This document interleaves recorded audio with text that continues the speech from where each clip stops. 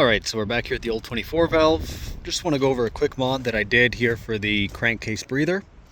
So from the factory, we've got this valve here, and that has some sort of a valve or baffle in it to try and return the oil back to the engine, but doesn't work that well. Now the factory hose right here ends kind of just in front of the, or just behind the radiator fan there. And when I bought this truck, the entirety of the radiator outside of the fan shroud was just covered in oil and gunk, reducing the efficiency of the radiator a lot. So what I did is cut the hose there. You can see I got a couple hose clamps on there, then routed it down to the outside of the frame rail.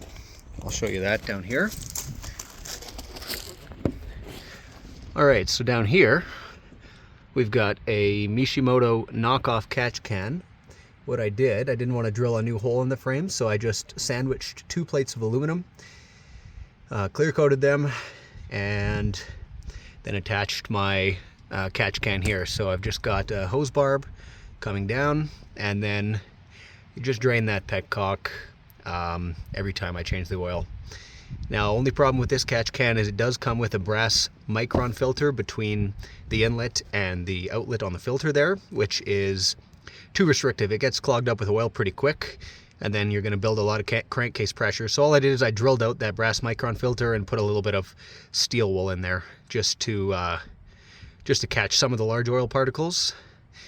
Now you can tell this is not a Mishimoto quality product. It kind of leaks from a few places, but you know, it does the job good enough for me. And so that's just a simple alternative to running it down to the back of the engine, just to try and kind of keep the oil a little bit more contained and controlled and away from the radiator.